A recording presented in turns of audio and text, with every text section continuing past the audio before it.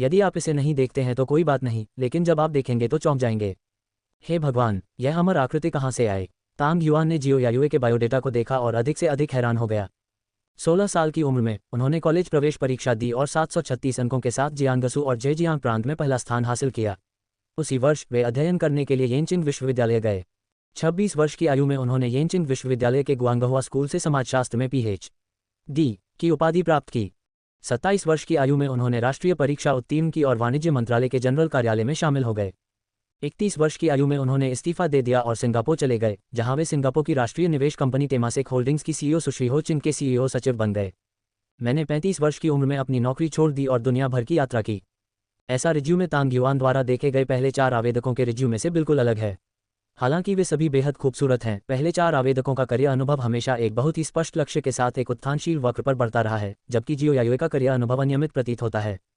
उन्होंने स्नातक होने के तुरंत बाद ही मंत्रालय में काम करना शुरू कर दिया था और उनका भविष्य उज्ज्वल था। हालांकि जब उनका करियर उड़ान भरने ही वाला था, उन्होंने इस्तीफा देकर सिंगापुर जाने का फैसला किया। जहां तक जियो यायुए की दूसरी नौकरी की बात है, ये किसी भी तरह से उसकी पहली नौकरी से कमतर नहीं थी। टेमासेक होल्डिंग्स सिंगापुर की राष्ट्रीय निवेश कंपनी, सिंगापुर के वित्त मंत्रालय द्वारा पर्यवेक्षित और पंजीकृत एक होल्डिंग कंपनी है। ये सिंगापुर विकास बैंक सहित 36 सरकारी उद्यमों की इक्विटी का प्रबंधन करती है, जिनमें से 14 पूर्ण स्वामित्व वाली कंपनियां, 7 सूचीबद्ध कंपनियां और 2 सीमित देयता कंपनियां हैं। इसके अधिकार क्षेत्र में विभिन्न आकार के 2000 से अधिक उद्यम हैं, जिनमें कुल 1,40,000 कर्मचारी कार्यरत हैं। इसका निवेश पोर्टफोलियो अब $220 बिलियन का है। जियाओ यायुए की क्लाइंट हो चिंग पिछले साल फॉर्चून पत्रिका की दुनिया की 50 सबसे शक्तिशाली व्यावसायिक महिलाओं की सूची में 6ठे स्थान पर थीं। उनके पति सिंगापुर के प्रधानमंत्री हैं, जिससे वह निश्चित रूप से दुनिया में शीर्ष पर हैं। कॉर्पोरेट कार्मिक प्रणाली में अध्यक्ष की सचिव पहले से ही एक पूर्ण कॉर्पोरेट कार्यकारी होती है। अगर जियाओ यायुए कुछ समय तक इस पद पर बनी रहती हैं, तो उन्हें टेमासेक होल्डिंग्स के अंतर्गत किसी सूचीबद्ध कंपनी में अध्यक्ष पद पर नियुक्त किए जाने की पूरी संभावना है। भले ही यह एक ऐसी नौकरी थी जिसका भविष्य बहुत उज्ज्वल था, फिर भी जियाओ यायुए ने फिर से इस्तीफा देने का फैसला किया। अपने करियर के सुनहरे दौर में उन्होंने दुनिया भर की यात्रा करने का फैसला किया। ये कहा जा सकता है कि वह बेहद दृढ़ निश्चयी थीं। यहाँ तक कि तांग युआन भी ऐसे व्यक्ति को देखकर आह भरने से खुद को नहीं रोक सका। वह वास्तव में एक भगवान है। तांग युआन ने धीरे से जियो यायुए का बायोडेटा नीचे रखा और अपनी नज़रें उसकी ओर घुमा लीं। क्या मैं पूछ सकते हूँ क्यों?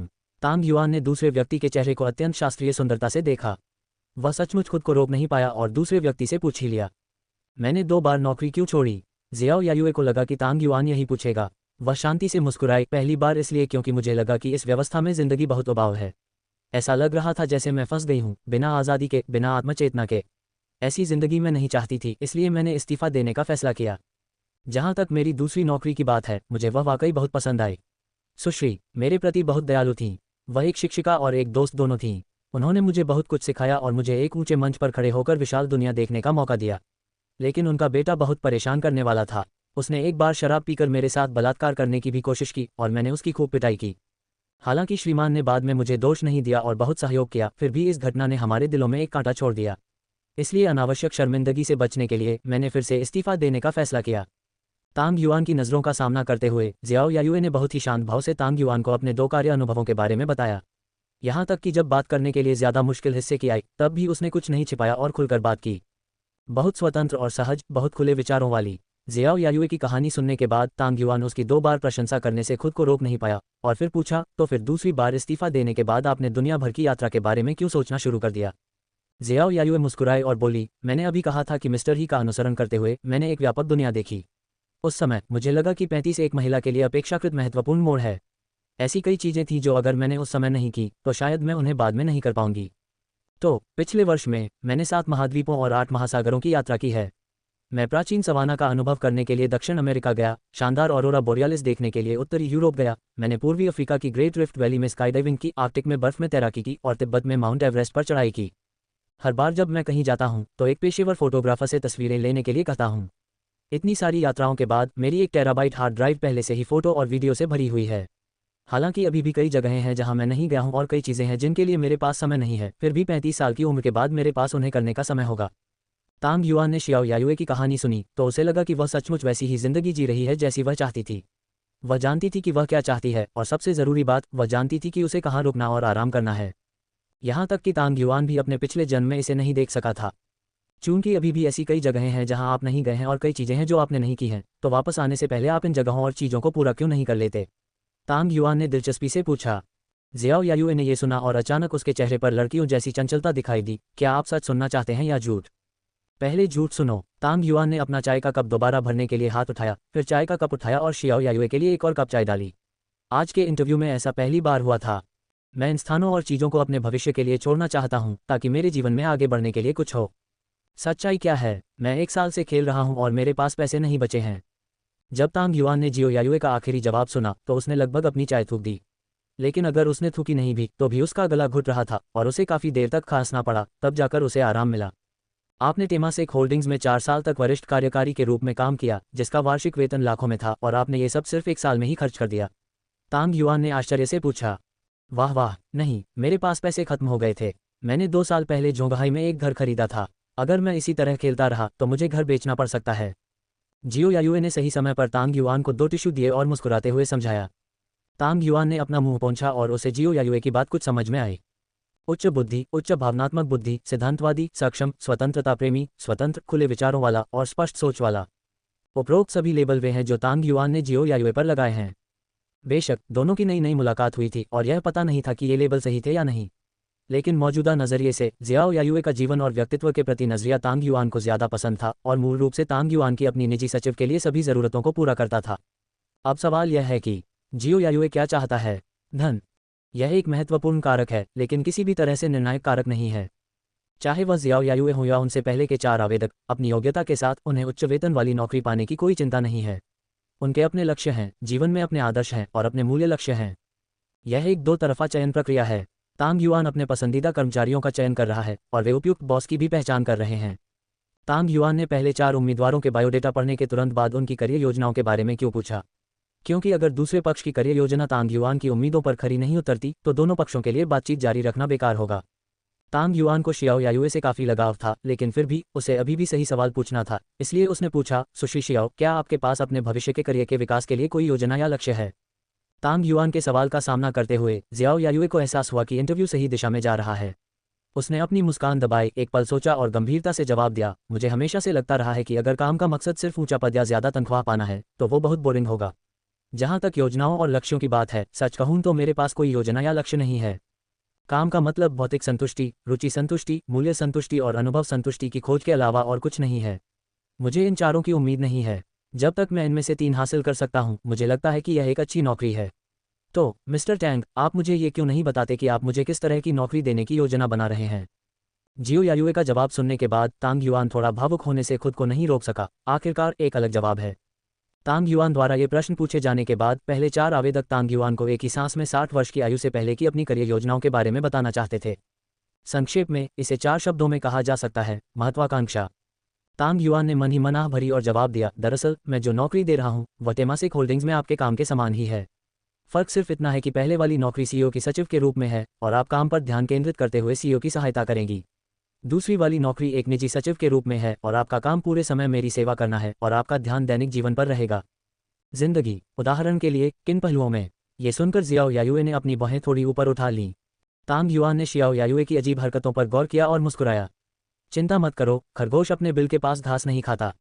मेरे बिस्तर को गर्म करने वाली तो कई सुंदरियां हैं, लेकिन मेरी चिंताओं और बेचैनियों का ख्याल रखने वाले काबिल मददगार बहुत कम हैं। इसलिए तुम्हें ज़्यादा चिंता करने की ज़रूरत नहीं है। तांग युआन की बात सुनने के बाद जियो यायुए की आंखें थोड़ी झपक गईं और उसका तनावग्रस्त शरीर शिथिल हो गया। जल्द ही मैं हाउसकीपर, सुरक्षा टीम, मेडिकल टीम, कानूनी टीम, निवेश टीम, निजी शेफ टीम आदि की अपनी टीम स्थापित करूंगा। यदि आप इस नौकरी को स्वीकार करने के लिए तैयार हैं तो लंबे समय तक आपका एक मुख्य कार्य मेरे लिए एक टीम स्थापित करना होगा और उसके बाद आप इन टीमों के प्रबंधन के लिए भी जिम्मेदार होंगे। सीधे शब्दों में कहें तो आप मेरे जीवन के प्रबंधक होंगे। अगर मुझे कोई समस्या होगी तो मैं आपके पास आऊँगा और आप मुझे उसका समाधान बताएंगे।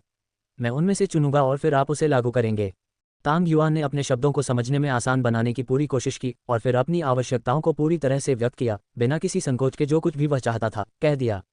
मैं कुछ हद तक समझती हूँ। ये नौकरी कुछ वर्क सेक्रेटरी और पर्सनल सेक्रेटरी का मिश्रण है। अगर आप स्टार हैं तो मैं एक ग्रह हूँ। मेरा सारा काम आपके इर्द गिर्द घूमता है। क्या ये सही है?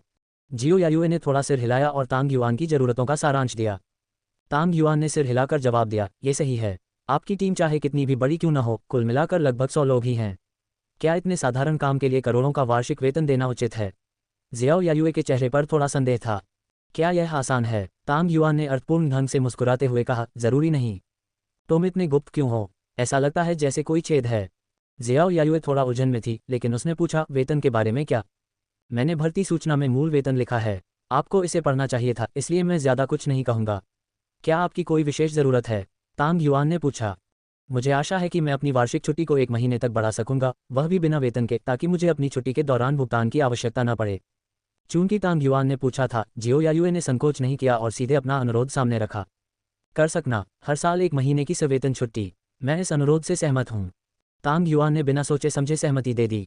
इतना खुश? जियाओ यायुए एक पल के लिए स्तब्ध रह गई। वह थोड़ी अचंभित थी। आप पूरे 1 साल काम करने के बाद ही वार्षिक अवकाश ले सकते हैं।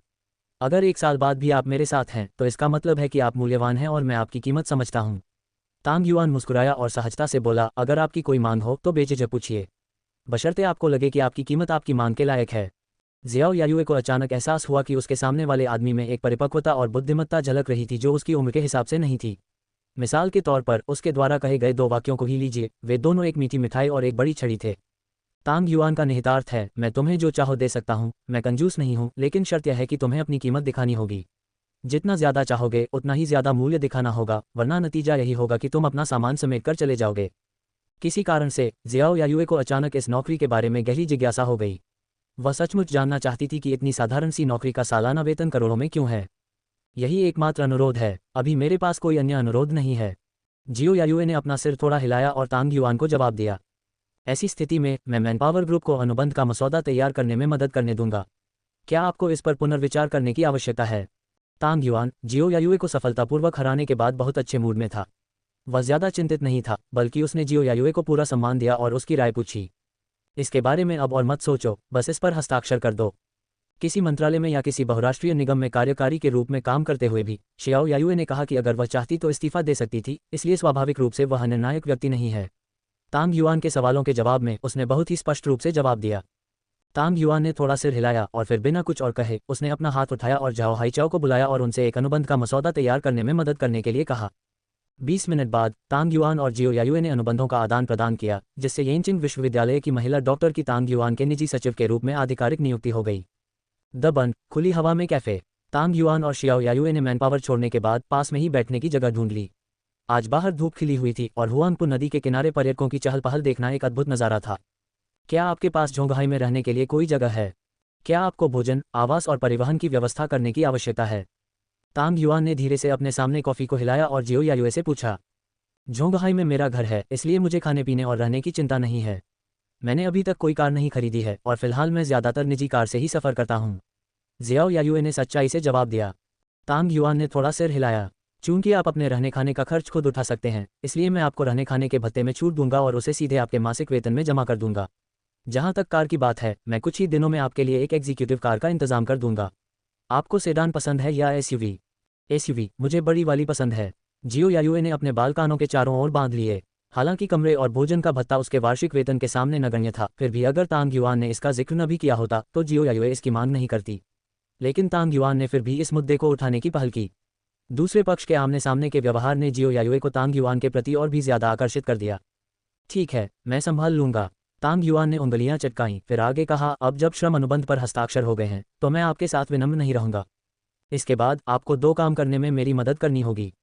पहला, एक सुरक्षा दल बनाने में मेरी मदद करना, और दूसरा, झोंगहाई में बिक्री के लिए उपलब्ध पूरी तरह से सुसज्जित एकल परिवार वाले विला के बारे में जानकारी इकट्ठा करने में मेरी मदद करना। मैं जल्द ही एक विला खरीदने की योजना बना रहा हूँ। ये दोनों ही मामले बहुत ज़रूरी हैं और मुझे उम्मीद है कि आप मुझे जल्द से जल्द कोई नतीजा देंगे। तांग युआन ने बोलना समाप्त करने के बाद अपना हाथ उठाया और ब्लू माउंटेन कॉफ़ी का एक घूंट लिया। ये सुनकर जियाओ यायुए के चेहरे पर और भी गंभीरता आ गई। उसने मुड़कर अपने बैग से एक हथेली के आकार की नोटबुक निकाली। फिर उसने तांग युआन से पूछा, बॉस तांग, क्या आप मुझे सुरक्षा दल के आकार, पेशेवरता और बजट के बारे में बता सकते हैं? जहां तक सुरक्षा टीम बनाने की बात है, मेरा विचार सीधे एक सुरक्षा कंपनी का अधिग्रहण करने का है। तांग युआन ने धीरे से कहा, गुणवत्ता संख्या से ज़्यादा महत्वपूर्ण है। सुरक्षाकर्मी बेहद पेशेवर होने चाहिए। मैं 10 बेकार लोगों पर 5 लाख युआन खर्च करने के बजाय एक कुलीन व्यक्ति को नियुक्त करने के लिए सालाना 10 लाख युआन खर्च करना ज़्यादा पसंद करूंगा। जहां तक फंडिंग की बात है, आपको इसकी चिंता करने की ज़रूरत नहीं है। बस मेरी ज़रूरतों के हिसाब से चयन करें। जियाओ यायुए ने जब तांग युआन का जवाब सुना तो उसका हाथ, जो पहले नोटबुक पर तेजी से लिख रहा था, अचानक रुक गया। उसने अपना सिर उठाया और उसके चेहरे पर आश्चर्य के भाव उभर आए। एक सुरक्षा कंपनी का पूर्ण अधिग्रहण न केवल प्रबंधन को सुगम बनाएगा बल्कि अधिक वफादार अंगरक्षकों को विकसित करने में भी मदद करेगा। भविष्य में मैं निश्चित रूप से घरेलू और अंतर्राष्ट्रीय स्तर पर संपत्तियां खरीदूंगा और मैं अक्सर विदेश यात्राएं करूंगा, इसलिए मेरे अंगरक्षकों की मांग अपेक्षाकृत अधिक है। जहां तक सुरक्षा कंपनी का सवाल है, अधिग्रहण के बाद उसके प्रबंधन की जिम्मेदारी आपकी होगी। मेरी ज़रूरतें ज़्यादा नहीं हैं। जब तक मेरी सुरक्षा ज़रूरतें पूरी होती रहेंगी और कंपनी आय व्यय में संतुलन बनाए रख पाएगी, तब तक ये पर्याप्त होगा। तांग युआन ने जियो यायुए की अभिव्यक्ति देखी और मुस्कुराते हुए समझाया। इस पल जियाओ यायुए को अचानक समझ आ गया कि तांग युआन ने अभी अभी रहस्यमयी मुस्कान क्यों दिखाई थी। अब उसे यकीन हो गया था कि इस नौकरी में कुछ खामियां हैं, और शायद बहुत बड़ी खामी। ये स्पष्ट रूप से एक सुरक्षा टीम थी, लेकिन जब ये तांग युआन के पास आई तो यह एक सुरक्षा कंपनी के पूर्ण स्वामित्व वाले अधिग्रहण में बदल गई, और अधिग्रहण के बाद उसे इसका प्रबंधन करना पड़ा। यदि हम इसी रास्ते पर चलते रहें तो सुरक्षा टीम एक सुरक्षा कंपनी बन जाएगी, कानूनी टीम एक प्रसिद्ध कानूनी फर्म बन जाएगी, चिकित्सा टीम एक निजी अस्पताल बन जाएगी, और निवेश टीम एक प्रसिद्ध निवेश बैंक बन जाएगी। ये सोचकर जियो यायुए को अचानक थोड़ा दुख हुआ। क्या ये निजी सचिव का काम है? ये स्पष्टतः समूह अध्यक्ष का काम है। वास्तव में इस दुनिया में मुफ्त भोजन जैसी कोई चीज़ नहीं है। जियो यायुए ने अपने दिल में आह भरी, लेकिन चूंकि उसने नौकरी संभाली थी, इसलिए उसे अपना काम अच्छी तरह से करना था। इसलिए उसने जल्दी से अपनी आत्मा को वापस पा लिया और उसका दिमाग तेजी से काम करने लगा। श्रीमान तांग, अगर यह आपके अनुरोध के अनुरूप है तो मुझे लगता है कि हम गंगचेंग स्थित सुरक्षा कंपनी पर ध्यान केंद्रित कर सकते हैं। जियो यायुए ने तुरंत अपनी पेशेवर राय दी। क्यों? मुझे इसके बारे में बताओ। तांग युआन ने अपनी बाहें थोड़ी ऊपर उठाईं और जियो यायुए को आगे बोलने का इशारा किया। हांगकांग शहर एक स्वायत्त क्षेत्र का हिस्सा है। यह अंतर्राष्ट्रीय परिदृश्य से ज़्यादा जुड़ा हुआ है और वहाँ सामाजिक सुरक्षा मुख्य भूमि की तुलना में बहुत कम है। जो सुरक्षा कंपनियां ऐसे माहौल में पैर जमा सकती हैं, उन्हें चीन की तुलना में कहीं ज़्यादा पेशेवर होना चाहिए। इसके अलावा हांगकांग शहर के ज़्यादातर सुरक्षाकर्मी आग्नेयास्त्रों में कुशल हैं और वे विदेशों की जटिल सुरक्षा परिस्थितियों के साथ अच्छी तरह से तालमेल बिठा सकते हैं। सामान्य तौर पर हांगकांग शहर में सुरक्षा कंपनी का पूर्ण अधिग्रहण पैसे के लिए सर्वोत्तम मूल्य प्रदान करता है। अपने वर्षों के ज्ञान और अनुभव के आधार पर जियो यायुए ने तांग युआन को तर्क और प्रमाण के साथ एक उचित स्पष्टीकरण दिया। ये सुनकर तांग युआन ने थोड़ा सिर हिलाया। आप सही रास्ते पर हैं। घरेलू सुरक्षा कंपनियों की मौजूदा स्थिति स्थिर है। कई तो सुरक्षा प्रेषण एजेंसियां बनने की कगार पर हैं। उनकी व्यावसायिकता और समर्पण दोनों ही चिंताजनक हैं।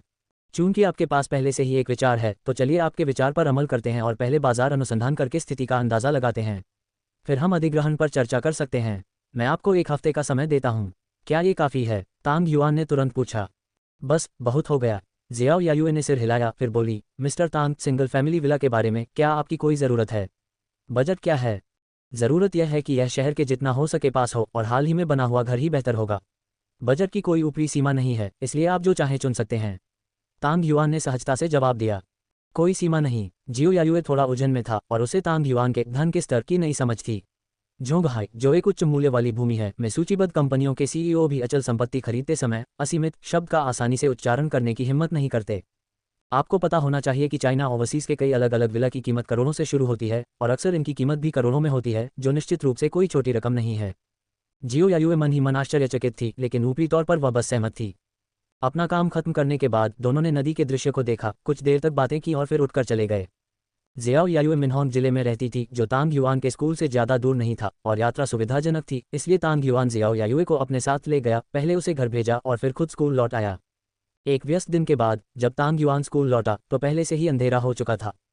शाम को तांग युआन छात्रावास में वापस आया और उसने देखा कि गुवान युनताओ वहाँ नहीं था, इसलिए वह सीधे अपने कमरे में वापस चला गया। सभी तिब्बती पंखे तिजोरी में रख दिए, फिर अपने स्नान तौलिया और प्रसाधन सामग्री को बाथरूम में ले गया और आराम से गर्म स्नान किया। नहाने के बाद तांग युआन ने देखा कि अभी भी सुबह है, इसलिए उसने सु शियाओ को चिढ़ाने के लिए अपना मोबाइल निकाला और उसे बाहर चलने के लिए कहा। वे साथ में डिनर करने के लिए कैफेटेरिया गए और फिर खेल के मैदान में टहलने गए। जब वे अलग हुए तो लगभग 9 बज चुके थे। जब मैं पुनः छात्रावास में लौटा तो गुवान युनताओ अभी भी वापस नहीं आया था। मुझे लगता है कि वह सप्ताहांत पर मौज मस्ती करने के लिए बाहर गया होगा। तांग युआन खुद से बुदबुदा रहा था कि उसके पास करने के लिए कुछ भी दिलचस्प नहीं है, इसलिए वह अपने कमरे में वापस चला गया और बिस्तर पर लेट गया, समय बिताने के लिए डूइन को स्क्रॉल करने और लाइव प्रसारण देखने लगा। पलक झपकते ही रात के 11 बज गए। उस चेहरे के फीचर ऑप्टिमाइजेशन कार्ड के बारे में सोचकर, जिसका उसने अभी तक इस्तेमाल नहीं किया था, तांग युआन थोड़ा उत्साहित हुआ। जैसे ही तांग युआन लेटा और चेहरे के फीचर ऑप्टिमाइजेशन कार्ड का इस्तेमाल करने ही वाला था, बेडसाइड टेबल पर रखा उसका मोबाइल फ़ोन अचानक 2 बार वाइब्रेट हुआ। तांग युआन ने एक नज़र डाली और जब उसने देखा कि यह एक वीचैट संदेश था तो वह इसे अनदेखा करना चाहता था, लेकिन उसके जुनूनी बाध्यकारी विकार ने उसे फ़ोन उठाने पर मजबूर कर दिया। वेन मुक्सुए के बारे में समाचार। तांग युआन ने स्क्रीन पर समाचार देखा और उसमें दिलचस्पी लेने लगा। जब उसने मैसेज पर क्लिक किया तो देखा कि वेन मुक्सु ने उसे 3 मिनट से ज़्यादा लंबा एक वीडियो भेजा था। इसके अलावा और कुछ नहीं था। वीडियो। तांग युआन ने अपनी बाहें थोड़ी ऊपर उठाईं, फिर हल्के से वीडियो पर क्लिक किया। जैसे जैसे चित्र सामने आया, गतिशील संगीत बजने लगा। उसी समय स्क्रीन पर कठपुतली शब्दों की एक पंक्ति चमक उठी। फिर पूरा चित्र चमकने लगा और चित्र में वेन मुक्सू का चित्र दिखाई देने लगा। जिस क्षण तांग युआन ने वेन मिक्स्यू का फिगर देखा, वह अचानक थोड़ा असहज हो गया, क्योंकि वीडियो में वेन मिक्स्यू की पोशाक बहुत सेक्सी थी। बैंगनी गहरी वी लंबी आस्तीन, काले चमड़े के शॉर्ट्स, काले मोजा, काले लाह वाली ऊंची एड़ी, इस तरह का चार टुकड़ा संयोजन भले ही औसत दिखने और औसत आकृति वाली लड़की द्वारा पहना जाता है, बेहद घातक है। अकेले वेन मुक्स्यू जैसी लड़की को छोड़ दें, जिसके पास एक उत्कृष्ट आकृति और उपस्थिति है, विशेष रूप से काले मोजा में लिपटे लंबे पैरों की जोड़ी, जो बस एक नए स्तर पर सुंदर है। हालांकि ये तो बस शुरुआत थी। जब वेन मिक्स्यू ने संगीत पर नाचना शुरू किया तो उसके हॉट डांस मूव्स और मनमोहक फिगर ने तांग युआन का सिर तुरंत गर्म कर दिया और दोनों के सिर एक साथ गर्म हो गए। स्कूल चीयरलीडिंग टीम की कप्तान के रूप में वेन मिक्स्यू के नृत्य कौशल स्वाभाविक रूप से त्रुटिहीन हैं। अपनी जन्मजात खूबियों के साथ तांग युआन की राय में वह उन कोरियाई गर्ल ग्रुप आइडल से कमतर नहीं है। पूरे 3.5 मिनट तक वीडियो देखने के बाद तांग युआन को लगा कि इसका प्रभाव एक अद्भुत जापानी ब्लॉकबस्टर देखने से कहीं अधिक मजबूत था। लानत है, ये कैसा पाप है। तांग युआन ने गहरी सांस ली और खुद को कोसने से नहीं रोक सका। वीडियो को चुपचाप सेव करने के बाद तांग युआन ने उसे डिलीट कर दिया। जैसे ही वह वीडियो देख रहा था, वेन मुक्स्यू ने उसे 10 सेकंड से ज़्यादा लंबा एक वॉइस मैसेज भेजा। सीनियर, मैं यह वीडियो अपनी सबसे अच्छी दोस्त को भेजने वाली थी।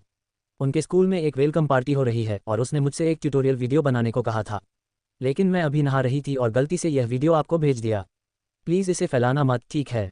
वेन मुक्स्यू की आवाज़ कोमल और कोमल थी, ऐसी आवाज़ जो सिर्फ माइक्रोफोन पर होंठ दबाने पर ही निकल सकती थी। उसमें एक स्पष्ट प्रलोभन था और सिर्फ उसकी आवाज़ ही लोगों को आसानी से दया का एहसास करा सकती थी। क्या आप शौव में अपना हाथ फिसला रहे हैं? तांग युआन को इस पर जरा भी यकीन नहीं हुआ। वह थोड़ा शांत हुआ और हल्की चुंबकीय आवाज़ में बोला, मैं तो सो ही गया हूँ। मैं किसी को नहीं बताऊंगा, चिंता मत करो। ये कहने के बाद तांग युआन ने अपना फ़ोन एक तरफ फेंक दिया।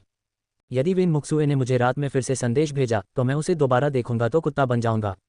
तांग युआन ने मन ही मन अपने मन में एक लक्ष्य निर्धारित किया, फिर आंखें बंद करके मन को शांत करने लगा। हालांकि थोड़ी देर बाद वह आह भरने से खुद को नहीं रोक सका। युवा होना बहुत अच्छा है, यह मारक क्षमता वाकई बहुत मजबूत है। इसके बाद तांग युआन ने कोई और कमजोर संघर्ष नहीं किया। चूंकि शारीरिक समस्याओं पर काबू पाना कठिन है, इसलिए केवल बाहरी उपायों का ही उपयोग करें। इसलिए तांग युआन ने चुपचाप सिस्टम पेज खोला, चेहरे की विशेषताओं के अनुकूलन कार्ड को निकालने का विकल्प चुना और फिर 5 विकल्पों में से आंखों का चयन किया। जैसे ही चेहरे की विशेषताओं को बेहतर बनाने वाले कार्ड का सफलतापूर्वक इस्तेमाल हुआ, तांग युआन को अचानक लगा कि उसकी आंखें ठंडी हो गई हैं और यह ठंड बढ़ती ही गई जब तक कि यह एक गंभीर बिंदु पर नहीं पहुंच गई। तांग युआन जल्दी ही सो गया। अल्पविराम। लड़कियों का छात्रावास क्षेत्र। वेन मुक्सु बिस्तर पर घुटनों के बल बैठी थी। उसने अपने मोबाइल फ़ोन पर चैट पेज देखा, जिसका तांग युआन ने बहुत देर से जवाब नहीं दिया था। उसने अपने निचले होंठ को हल्के से काटा, उसका दिल चिंता से भर गया। एक वरिष्ठ महिला समुद्री राजा और उच्च स्तरीय चाय गुरु होने के नाते वेन मुक्स्यू को ये स्पष्ट है कि उसकी वर्तमान स्थिति ठीक नहीं है, लेकिन जैसा कि कहावत है, एक अच्छा डॉक्टर अपनी बीमारी का इलाज खुद नहीं कर सकता। हालांकि वह जानती है कि उसे ऐसा नहीं करना चाहिए, फिर भी वह तांग युआन के सामने अस्तित्व का एहसास पाने की चाहत से खुद को नहीं रोक पाती। वह तांग युआन की उदासीनता को बर्दाश्त नहीं कर सकती और वह तांग युआन को सू शियाओ के करीब आते देखना भी बर्दाश्त नहीं कर सकती। इसलिए पिछले 2 दिनों में उसने पहले योग कपड़ों की 9 तस्वीरों का एक सेट भेजा, जो केवल तांग युआन को दिखाई दे रहे थे, और फिर आज उसने अपने हाथ फिसलने का बहाना बनाकर एक वीडियो भेजा, जिसे उसने आज विशेष रूप से तांग युआन को भेजा था। वेन मुक्स्यू ने पहले कभी इतने बड़े पैमाने पर तस्वीरें और वीडियो नहीं लिए थे। उसने सोचा था कि ये तस्वीरें और वीडियो तांग युआन के दिल में आग लगा देंगे और उस रात तांग युआन के प्रति उसके जुनून और कोमलता को फिर से जगा देंगे। हालांकि उसे अभी भी तांग युआन की उदासीनता ही मिली, जिससे उसे ये भी शक हुआ कि कहीं तांग युआन को उसकी यौन प्रवृत्ति से कोई समस्या तो नहीं है। अभी वीडियो देखकर जब वह फिल्म बना रही थी तो पुरुषों की तो बात ही छोड़िए, यहाँ तक कि उसकी रूममेट जो फिल्म बना रही थी वह भी उस पर मोहित हो गई थी। लेकिन जब बात तांग युआन की आई तो उसकी प्रतिक्रिया अभी भी इतनी उदासीन थी, जिससे वह बहुत निराश हो गई। वेन मुक्सुए ने काफ़ी देर तक इंतजार किया, लेकिन उसे तांग युआन का कोई जवाब नहीं मिला। उसे पता था कि तांग युआन सचमुच सो गया होगा, इसलिए वह कुछ हड़बड़ाई हुई सी वीचैट से बाहर निकली और हमेशा की तरह कैंपस फोरम खोला। वह बस यूं ही ब्राउज करना चाहती थी, लेकिन ब्राउज करते करते उसे एक पोस्ट दिखाई दी। कई तस्वीरें लगी हुई थीं, जिनमें तांग युआन और सू शियाओ की कैफेटेरिया में खाना खाते हुए तस्वीरें और स्कूल में टहलते हुए तस्वीरें भी शामिल थीं। हर तस्वीर में सू शियाओ फूल की तरह मुस्कुरा रही थी, जिससे वेन मुक्सु को घुटन महसूस हो रही थी। 2 दिन और कोशिश करो। यदि आप अभी भी लोगों को ऑनलाइन आकर्षित नहीं कर पा रहे हैं तो कोई अलग रणनीति अपनाएं। ऐसा लगता है कि मुझे अभी भी उसे खाना देना बाकी है। ये सोचते हुए वेन मुक्सुए के मन में कुछ विचार आए। उसने एक गहरी सांस ली और अपने फ़ोन की स्क्रीन को लॉक कर दिया, मानो नज़रों से ओझल हो और दिमाग से भी। फिर उसने अपने कोमल और सुडौल शरीर को फैलाया और मन में कई विचार लिए धीरे धीरे सो गई। पुनश्च कल अगला महीना है, किंगफिंग मासिक टिकटों के लिए भीख मांग रहा है। 100 टिकटों से एक अध्याय जुड़ जाएगा और जिस दिन अध्याय अलमारियों पर रखे जाएंगे मैं उतने ही अध्याय जारी करूंगा जितने तुम जोड़ोगे। मैं अपना वादा कभी नहीं तोड़ूंगा, अगर मैंने अपना वादा तोड़ा तो मैं तुम्हारा लिंक काट दूंगा। कुछ दिन बाद दोपहर के आसपास पतझड़ का सूरज पतले बादलों के बीच से चमक रहा है। गर्म जरूर है लेकिन झुलसाने वाला नहीं। कभी कभी हल्की हवा चलती है जो लोगों को थोड़ी ताजगी देती है। जल्दी से पास करो, रक्षा करना, उसे 3 पॉइंटर शूट न करने दें। रिबाउंड, अल्पविराम। प्लास्टिक बास्केटबॉल कोर्ट पर लोगों के दो समूह आगे पीछे जा रहे थे। बाईं ओर से एक स्लैम डंक और दाईं ओर से एक 3 पॉइंटर, साथ ही चिल्लाने की आवाजें भी आ रही थीं जो बहुत जीवंत लग रही थीं। सीटी बजने के साथ ही तीसरा क्वार्टर समाप्त हो गया और दोनों टीमें आराम करने के लिए कोर्ट से बाहर चली गईं। ताओ, चौथी तिमाही में किमिंग को कुछ समय के लिए लाइन में रहने दो। मैं लगातार 3 सत्रों से ऐसा कर रहा हूं और थोड़ा थक गया हूं। मैं थोड़ा ब्रेक लेने जा रहा हूं। तांग युआन ने सफ़ेद बास्केटबॉल जर्सी और लाल स्नीकर्स पहने हुए थे। जैसे ही वह साइडलाइन की ओर बढ़े उन्होंने अपने बगल में खड़े गुवान युनताओ से बात की। कोई बात नहीं। गुवान युनताओ ने कमर पर हाथ रखे तांग युआन का पीछा किया। भाई युआन, तुम्हारा दमखम वाकई कमाल का है। तुमने लगातार 3 क्वार्टर खेले हैं और तुम स्मॉल फॉरवर्ड में खेल रहे हो। अगर मैं होता तो दूसरे क्वार्टर के अंत तक थक जाता। तांग युआन मुस्कुराया और स्कोर पर नजर डाली। खेल में भागीदारी ही सब कुछ है। हमारे प्रतिद्वंद्वी शारीरिक शिक्षा विभाग से हैं। हम स्कोर का अंतर 15 अंकों के भीतर रखने में कामयाब रहे हैं, जो वाकई काफ़ी अच्छा परिणाम है। क्यों, इन 5 लोगों में से 3 डंक मार सकते हैं। ये बहुत ही असामान्य है। गुवान युनताओ ने सिर हिलाया। हालांकि वह कुछ हद तक अनिच्छुक था लेकिन उसे दोनों पक्षों की ताकत का अंदाजा बिल्कुल साफ था, जो खाई जितनी बड़ी थी। ये तो बहुत अच्छी बात थी कि अब तक वे हारे नहीं थे। बातचीत करते हुए दोनों अपने साथियों के साथ कोर्ट के बगल वाली बेंच पर चले गए ताकि आराम कर सकें और अपनी ऊर्जा पुनः प्राप्त करने के लिए एनर्जी ड्रिंक पी सकें। 2 दिन पहले कैंपस में वार्षिक बास्केटबॉल खेल आधिकारिक तौर पर शुरू हुआ। स्कूल भर से दर्जनों टीमें एक दूसरे से भिड़ीं। इन दर्जनों टीमों में गाओजिन कॉलेज में बड़े कॉलेजों की तुलना में कम लोग थे और वह मुश्किल से एक टीम बना पाया। नतीजतन खेल की शुरुआत में ही उसकी भिड़ंत चैंपियनशिप जीतने की प्रबल दावेदार शारीरिक शिक्षा विभाग की टीम से हुई। लेकिन जैसा कि तांग युआन ने अभी कहा, तांग युआन और अन्य लोगों का प्रतियोगिता में कोई भी स्थान जीतने का कोई इरादा नहीं था। वे तो बस मौज मस्ती में शामिल होने की मानसिकता से प्रतियोगिता में भाग लेने आए थे। इसलिए भले ही अब स्कोर बहुत पीछे है, फिर भी सभी बहुत आशावादी हैं और हंस रहे हैं। स्टेडियम में खूब चहल पहल थी। शारीरिक शिक्षा विभाग और वित्त विद्यालय के छात्र, जिनकी कोई कक्षा नहीं थी, अपनी टीमों का उत्साहवर्धन करने आए थे। वित्त विद्यालय के कई बड़े भाई बहन भी, जो MBA की पढ़ाई कर रहे थे, इस मस्ती में शामिल होने आए थे। ये बड़े भाई बहन मूलतः धनी लोग थे। वे तरह तरह के पेय पदार्थों के डिब्बे लाए थे और स्टेडियम में उनका पहाड़ जैसा ढेर लगा दिया था। खास बात 2 शब्द थे, अमीर। तांग युआन ने अपने सामने के जीवंत दृश्य को देखा। उसके चेहरे पर एक हल्की मुस्कान थी। पिछले 6 दिनों में तांग युआन ने बहुत आराम से जीवन बिताया। वह दिन में क्लास जाता, रात में गेम खेलता, कभी कभार कार खरीदता, सुशियाओ शियाओ से फ्लर्ट करता और वेन मुक्सु को नजरअंदाज करता। जिंदगी नीरस लग रही थी लेकिन तांग युआन खुश था और उसका आनंद ले रहा था। इस अवधि के दौरान तांग युआन द्वारा तीसरा अनुभव कार्य पूरा करने के अगले दिन सिस्टम का चौथा अनुभव कार्य फिर से जारी किया गया। अनुभव मिशन 4/5 5Z रिंग्स एकत्र करें। ग्रेड आवश्यकता, खजाना ग्रेड। समय सीमा 15 दिन। इनाम अज्ञात, अल्पविराम। यह अभी भी खजाने के स्तर का है। तांग युआन के अनुमान के अनुसार इस चौथे अनुभव कार्य का स्तर तीसरे अनुभव कार्य के स्तर के समान होना चाहिए। हालांकि खजाने के स्तर की जैद अंगूठी और खजाने के स्तर का तिब्बती पंखा संग्रहणीय वस्तुओं की एक ही छोटी श्रेणी में आते हैं। इन्हें कम समय में ढूंढना अभी भी काफ़ी मुश्किल है। जहां तक जैड रिंग ढूंढने की बात है, अब जबकि तांग युआन के पास जियो यायुए है, यह मामला स्वाभाविक रूप से जियो यायुए के हाथ में आ जाता है। तांग युआन को बस अच्छी खबर का इंतजार करना है। अरे अरे अरे, देखो, वेन मुक्सुए यहाँ है। वेन मुक्सुए शारीरिक शिक्षा विभाग की छात्रा है। क्या उसका यहाँ आना सामान्य बात नहीं है? इसमें बड़ी बात क्या है? तस्क तस्क तस्क, मत भूलना, तांग युआन हमारे सामने बैठा है। तांग युआन और 2 कैंपस सुंदरियों के बीच प्रेम घृणा संबंध के इतने सारे अलग अलग संस्करण हैं। मैं उन्हें सुनकर लगभग थक गया हूँ। कौन सा सच है? इसकी परवाह किसे है कि यह सच है या नहीं? जब तक यह मेरी प्यास बुझाता है, यही मायने रखता है। देखो, वेन मुक्सु पी विभाग की ओर नहीं जा रही थी, वह तांग युआन की ओर जा रही थी। हे भगवान, ये क्या हो रहा है? क्या वेन मिक्सू सू शियाओ शियाओ पर पलटवार करने जा रहा है? उसे सार्वजनिक रूप से हथियाना, क्या ये बहुत ज्यादा अपमानजनक नहीं है? आखिरकार मैं ताजे तरबूज का स्वाद चख सकता हूँ। अल्पविराम। तांग युआन का ध्यान भटकते ही स्टेडियम में अचानक हलचल मच गई। गुवान युनताओ, जो तांग युआन के बगल में बैठा था, ने वेन मुक्सुए को अपनी ओर आते देखकर तुरंत अपनी कोहनी से तांग युआन को धक्का दिया और उसे बार बार याद दिलाया, भाई युआन, वेन मुक्सुए आ गया है। गुवान युनताओ की याद दिलाने पर तांग युआन ने अवचेतन रूप से अपना सिर उठाया और वेन मिक्स्यू को देखा, जिसने एक grey halter neck sleeveless top, एक ऑफ वाइट हिप्स कट और हल्के पीले रंग की ऊंची एड़ी के जूते पहने हुए उसकी ओर आ रही थी। देखा जा सकता है कि वेन मुक्सु ने आज बहुत ही सज धज कर तैयार किया था। उसके बाल स्वाभाविक रूप से पीछे की ओर लटके हुए थे, जिनके सिरे हल्के से लहरा रहे थे। उसके नाजुक अंडाकार चेहरे पर हल्का मेकअप था और उसके चेहरे के भाव कोमल और शांत थे। उसके सुंदर पैर और बाहें धूप में चमक रहे थे। जैसे जैसे वह पास आती गई, गार्डेनिया के फूलों की मनमोहक खुशबू उसकी नाक में भरती गई। आहम, अरे स्टेज पर जाने का समय हो गया है, जल्दी करो और स्ट्रेच करो। गुवान युनताओ बहुत समझदार था। उसने 2 बार खांसा, ऊंची आवाज में कुछ कहा और फिर बेंच से उठकर किनारे की ओर चल दिया। गुवान युनताओ के स्पष्ट संकेत को देखते हुए, जिसे अब संकेत नहीं माना जा सकता था, बेंच पर बैठे अन्य खिलाड़ी भी चतुराई से खड़े हो गए, जिससे वेन मिक्स्यू और तांग युआन के लिए अपेक्षाकृत एकांत स्थान बन गया। इस दौरान वेन मुक्सू चुपचाप खड़ी रही और गुवान युनताओ और अन्य लोगों को मुस्कुराते हुए जाते हुए देखती रही। फिर वह तांग युआन के पास गई और सहजता से बैठ गई। वेन मुक्स्यू ने अपने बगल में खड़ी तांग युआन को देखा। वह थोड़ी हैरान और उलझन में थी, क्योंकि आज की तांग युआन उस तांग युआन से बिल्कुल अलग थी जिससे वह आधे महीने से भी ज्यादा समय पहले मिली थी। न सिर्फ उसके गाल ज्यादा कोनीय हो गए, बल्कि उसके चेहरे के हाव भाव भी ज्यादा त्रिआयामी हो गए, खासकर तांग युआन की आंखें। वेन मुक्सू को समझ नहीं आ रहा था कि उनका वर्णन किस शब्द में करे। वे इतनी खूबसूरत थीं, काली और पारदर्शी पुतलियां, मानो उसकी आंखों में हमेशा रोशनी रहती हो। जब भी तांग युआन उसे देखती, उसका दिल तेजी से धड़कने लगता।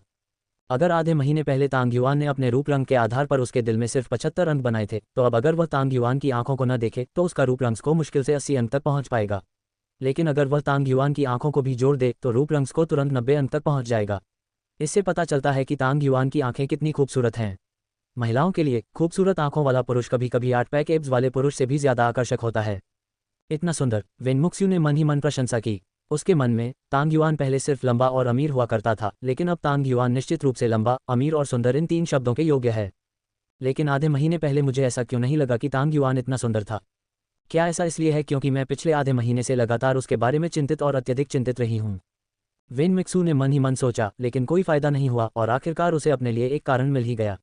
साथ ही उसे अचानक समझ में आया कि स्कूल में अफवाहों के बावजूद सू शियाओ इस दौरान भी तांग युआन से क्यों चिपकी हुई थी। इतना लंबा, सुंदर और बेहद अमीर युवक, चाहे कहीं भी हो, एक बेहतरीन क्वालिटी का स्टॉक है। कोई भी उस पर जबरदस्त हमला करने से खुद को नहीं रोक पाएगा। लेकिन असल में वह मछली पालने के तरीके से दूसरे पक्ष को अपने वश में करना चाहती थी और इस तरह एक बेहतरीन मौका बर्बाद कर रही थी। ये सरासर बेवकूफ़ी थी। ये सोचकर वेन मुक्स्यू का दिल अचानक पछतावे से भर गया। वेन मुक्सुए के विचार बवंडर में थे, लेकिन वास्तविकता केवल कुछ ही क्षणों तक चली। तुम यहाँ क्यों हो? तांग युआन ने वेन मुक्सुए की ओर देखा, फिर इशारा किया, आपका शारीरिक शिक्षा विभाग सड़क के उस पार है। वेन मुक्स्यू ने अपने कानों के पास बाल घुमाए और फुसफुसाया, वे सभी जूनियर छात्र हैं, मैं उनमें से किसी को नहीं जानती। मैं वहाँ क्यों जाऊंगी? मैं यहाँ सिर्फ तुम्हारे लिए आई हूँ। ये सुनकर तांग युआन ने अपनी भौहें थोड़ी ऊपर उठाईं। अंत में अब और सहन नहीं कर सकते। पिछले 6 दिनों में वेन मुक्स्यू एक कल्याणकारी लड़की बन गई है। हर रात तांग युआन के दोस्तों के शकल में विभिन्न शैलियों की उच्च परिभाषा वाली तस्वीरें दिखाई देती हैं। जहाँ तक गलती से गलत वीडियो भेजने की स्थिति का सवाल है, ये समय समय पर 2 बार होता है। इस तरह तांग युआन को दर्द और खुशी दोनों में देखा जा सकता था। सोते वक्त वह आसमान की ओर देखता और उठते वक्त ऊर्जा से भरपूर। 2 बार तो ऐसा भी हुआ जब, अगर यह पूरी स्थिति न होती, तो वह सू शियाओ को बाहर बुलाकर उसे पहले ही खा लेना चाहता था। इसी समय वेन मुक्सू भी वीचैट पर ज्यादा सक्रिय होने लगी, अक्सर तरह तरह के तर्क देकर बातचीत शुरू कर देती, जिससे दोनों के बीच बातचीत बढ़ती गई। हालांकि तांग युआन, जो एक ग्रीन टी गर्ल के स्वभाव को अच्छी तरह जानती थी, हमेशा एक स्पष्ट दूरी बनाए रखती थी, न तो उत्साही और न ही उदासीन। शुरुआत में तांग युआन ने सोचा था कि उसे वेन मुक्सू को कुछ देर के लिए अकेला छोड़ देना चाहिए और दूसरी पार्टी थोड़ी देर बाद ऑनलाइन से ऑफलाइन आक्रामक रुख अपना लेगी। लेकिन उसने कभी नहीं सोचा था कि दूसरी पार्टी आज उसके पास आएगी, जिससे वह अचानक चौंक गया। क्या तुम मेरे प्रति नफरत पैदा करने की कोशिश कर रहे हो? तांग युआन ने विपरीत दिशा में खड़े शारीरिक शिक्षा पी खिलाड़ियों की ओर देखा, जो भारी आक्रोश व्यक्त कर रहे थे, और मुस्कुराते हुए कहा, सौभाग्य से मैं चौथे क्वार्टर में नहीं खेला, वरना तुम शारीरिक शिक्षा पी खिलाड़ियों द्वारा मुझे निशाना बनाकर मार डाला जाता। तुम निश्चित रूप से विपरीत दिशा में उनकी मदद कर रहे हो। वेन मिक्स्यू ने तांग युआन की कुछ असहाय अभिव्यक्ति को देखा, उसने अपने लाल होठों को ढक लिया और हंस पड़ी, और हंसने के बाद उसने तांग युआन को पोकारी स्वेट की एक बोतल सौंप दी। इस समय खेल का चौथा क्वार्टर आधिकारिक तौर पर शुरू हो चुका है। तांग युआन का ज्यादातर ध्यान कोर्ट पर चल रहे खेल पर है। चौथे क्वार्टर तक खिलाड़ियों की शारीरिक शक्ति लगभग समाप्त हो जानी चाहिए थी और पूरे खेल की गति धीमी हो जानी चाहिए थी। हालांकि शारीरिक शिक्षा विभाग के खिलाड़ी इस समय अपने स्वभाव से बिल्कुल अलग व्यवहार कर रहे थे। वे बेहद उत्साहित दिख रहे थे, मानो पिंजरे से बाहर निकले बाघ, डंक, 3 पॉइंटर और ब्लॉक एक के बाद एक लगातार लगा रहे थे।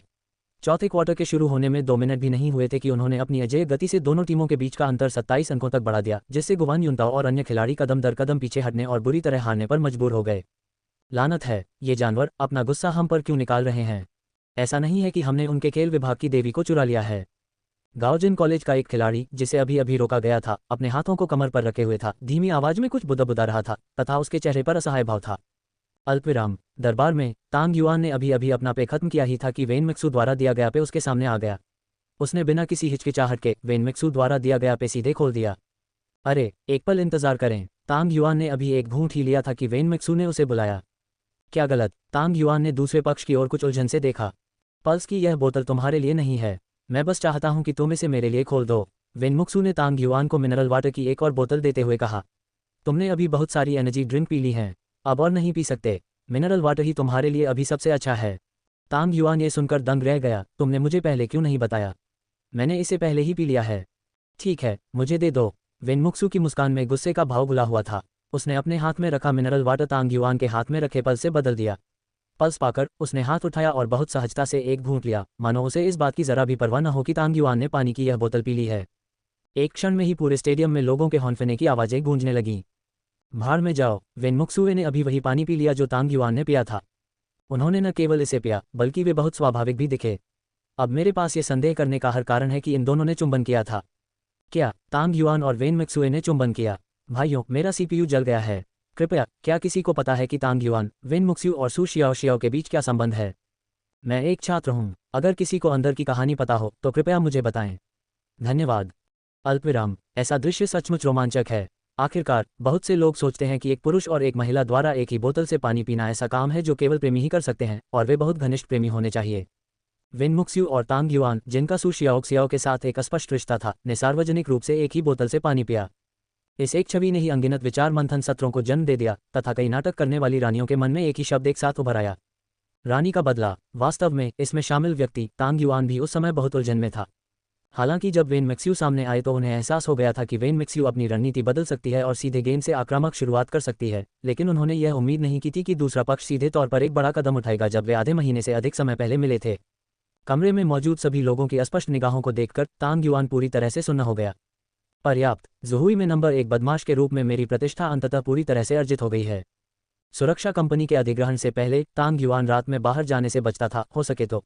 उसे सचमुच डर था कि कहीं चलते चलते कोई क्लब उसे टक्कर न मार दे। वेन मिक्सू और सू शियाओ के वाकई बहुत से प्रशंसक थे। तांग युआन ने वेन मिक्सू को देखा और अपना मुंह खोला, लेकिन उसे समझ नहीं आया कि क्या कहे। क्या गलत? तांग युआन की निगाहों का सामना करते हुए वेन मिक्सू की खूबसूरत आंखों में चालाकी की झलक दिखाई दी और उसने जानबूझकर पूछा।